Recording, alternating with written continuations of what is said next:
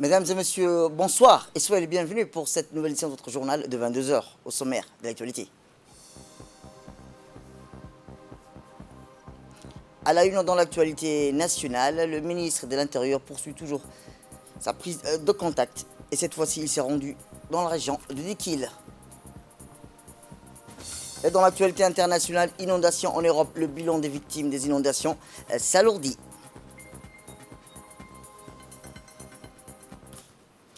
C'était les titres. Merci si vous nous rejoignez. Le président de la République, son Excellence Ismaël Marguerite, à l'approche de la fête nationale du Royaume de Belgique, a adressé un message de félicitations au roi des Belges, Sa Majesté Philippe. Dans son message, le chef de l'État a formé de vœux de santé et de bonheur au roi Philippe, ainsi que davantage de progrès, de prospérité, d'épanouissement au peuple ami belge. Le gouvernement et le peuple de Djibouti se joignent à moi pour exprimer leur sympathie et amitié à la nation belge à l'occasion de la fête nationale de votre pays, a écrit le président Guélé dans ce télégramme. Il met ensuite à profit ce message pour rendre un hommage appuyé au Royaume de Belgique, qu'il a qualifié de modèle de succès économique. Votre pays force l'estime aussi pour sa capacité à offrir une intégration politique et une démocratie viable et durable à l'ensemble de ses composantes culturelles et linguistiques.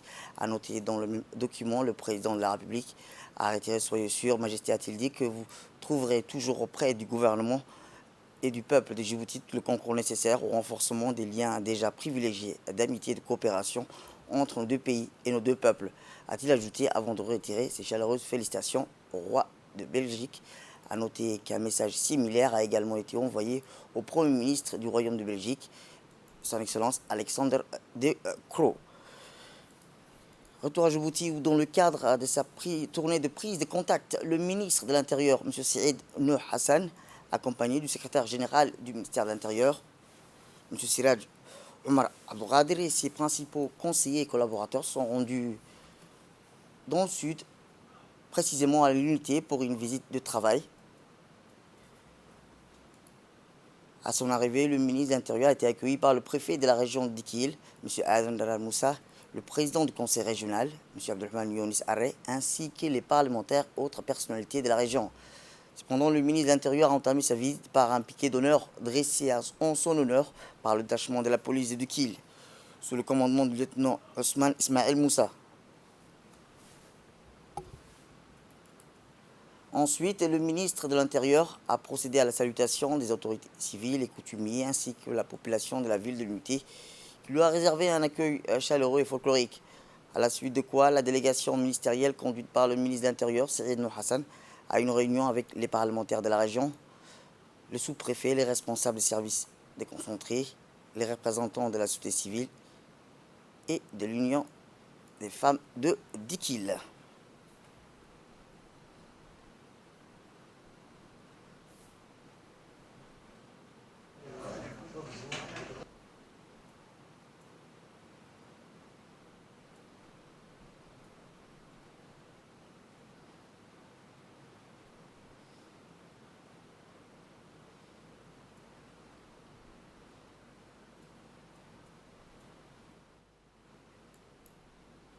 Je voudrais un peu vous donner un aperçu de la situation de la région et un peu vous parler de l'historique. La région de Dikil voit le jour pour la première fois en 1925, mais c'est à partir de 1927 que le cercle de Dikil est créé et après ça, donc le premier fort est construit pour la première fois, les forts que vous avez vus ici, en 1926.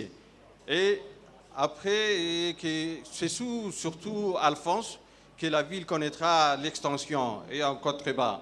La région est divisée en 4 circonscriptions administratives, donc dont le chef-lieu est principal, la sous-préfecture de Yoboki, Asrela et Mouloud. D'après le recensement de 2009, la région compte un peu près 98 828 personnes en termes de la population. Mais il y aura très bientôt un nouvel recensement. Et pour l'instant, nous estimons à plus de 120 000 habitants la région de Dikil. Eh bien, toujours dans le cadre de sa tournée de travail à Dikil, le ministre Cyril Noh Hassan a visité le camp de la police où il a été accueilli par le chef de détachement. Au cours de cette visite, le ministre de l'Intérieur a été briefé par le chef de détachement sur les différentes interventions menées par la police d'Ikil durant le premier semestre de l'année.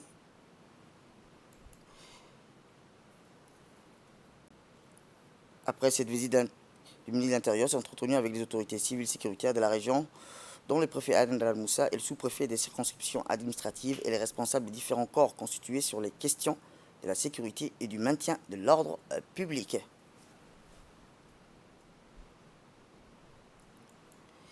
Eh bien, au terme de sa visite, le ministre de l'Intérieur, M. Cyril Hassan, s'est entretenu dans l'après-midi avec les autorités coutumières de la région. Eh bien, toujours dans ce cadre, le ministre a visité le camp de la police de Dikil où il a été accueilli par le chef de détachement, le lieutenant Osman Ismaël Moussa. Au cours de cette visite, le ministre de l'Intérieur a été briefé par le chef de détachement sur les différentes interventions menées par la police durant les premiers semestres de l'année. Après cette visite, le ministre de l'Intérieur s'est entretenu avec les autorités civilo-sécuritaires de la région, dont le préfet Aden Al-Moussa, le sous-préfet des circonscriptions administratives et les responsables de différents corps constitués sur les questions de sécurité et du maintien de l'ordre public.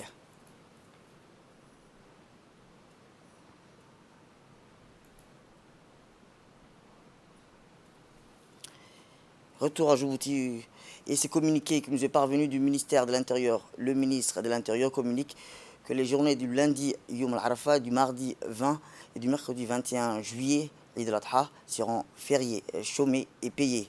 Profitant de l'occasion, le ministre de l'Intérieur adresse ses meilleurs vœux de bonheur et de prospérité et de paix à la population djiboutienne ainsi qu'à la communauté étrangère résidente en République de Djibouti.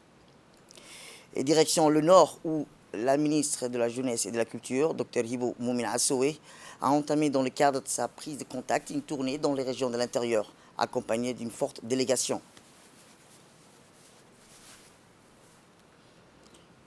Première destination, Tedjoura. Dès l'arrivée dans la ville blanche, la ministre a fait un arrêt au centre SOS Village, une visite qui s'inscrit dans le cadre de la prochaine signature d'une convention de partenariat tripartite avec l'ONG internationale. Après la visite de lieu au programme soirée rencontre dans au SOS Village où c'est l'œil curieux des petits locataires, la ministre a pu échanger avec les responsables du village. Cette soirée s'est déroulée en présence de la députée du Parlement Oumam Hamid Fatouma Mohamed, du préfet adjoint Habib Djilani et des hauts cadres et responsables du ministère ainsi que d'autres importantes personnalités du chef-lieu.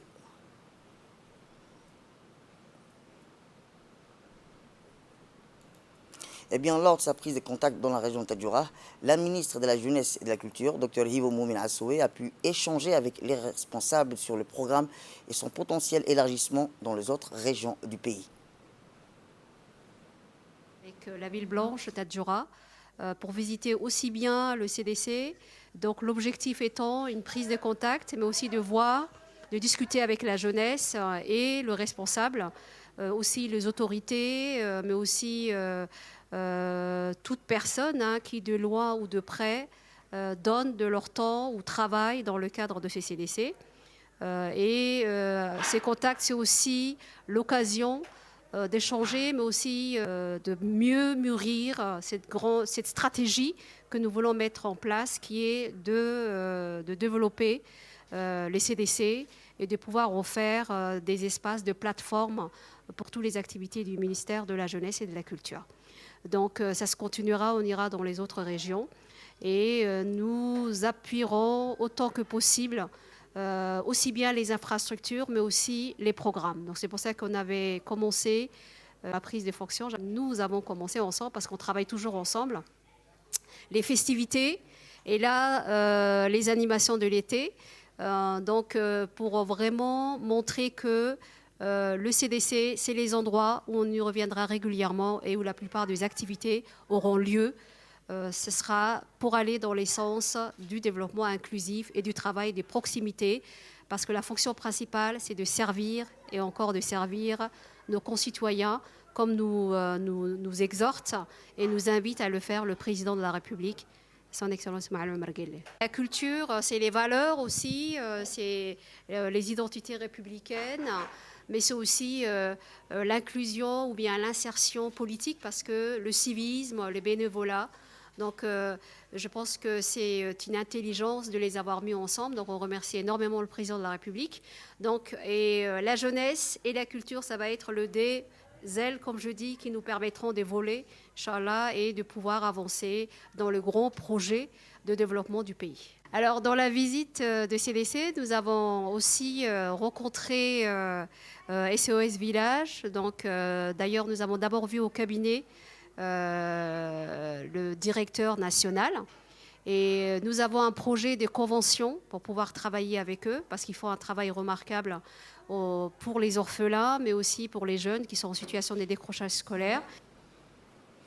Retour à Djibouti, où le président de l'autorité des ports et des zones franches, M. Aboubakar Omar Hadi, a reçu l'actuel ambassadeur de la Turquie en République de Djibouti. Vous le verrez dans nos prochaines éditions. Eh bien, dans le cadre de la coordination entre la garde-côte djiboutienne et le Combine Maritime Force, le colonel Waes Omar Bokoré, commandant de la garde-côte djiboutienne, a pris part dans la journée du 14 juillet dernier à une vidéoconférence réunissant les membres du Combine Maritime Force et présidée par le vice-amiral J.B. Cooper de la marine américaine, rappelant que le Combine Maritime Force est une alliance internationale qui a pour but de défendre le respect des règles maritimes internationales, lutter contre la piraterie et le terrorisme et le trafic d'armes et de drogue dans les eaux maritimes internationales. Cette conférence a été l'occasion pour les participants de discuter des questions de sécurité et sûreté maritime, d'opérer un bilan annuel de la stratégie. Et dans l'actualité internationale, 3 positifs, dont 2 premiers cas enregistrés parmi les résidents du village olympique, ont été testés positifs du Covid-19, ont annoncé dimanche les organisateurs des Jeux Olympiques de Tokyo. Les nationalités et les disciplines exercées par ces sportifs n'ont pas été précisées. Depuis l'arrivée des délégations, 4 sportifs ont été testés positifs au Covid, précise le Tokyo 2020, qui va communiquer chaque jour le bilan des tests effectués quotidiennement sur les sportifs encadrants et officiels accrédités sur le jeu. Le comité international olympique a par ailleurs confirmé qu'un de ses membres, le sud-coréen Sang Min-ryu, a été testé positif à son arrivée dans l'archipel. Mardi et mercredi, les 102 membres de l'instance doivent se retrouver dans un palace de la capitale japonaise où l'Assemblée générale de l'organisation va y tenir une conférence. C'est la fin de cette édition. Merci à vous de nous avoir suivis. Restez avec nous pour la suite de notre programme à téléviser.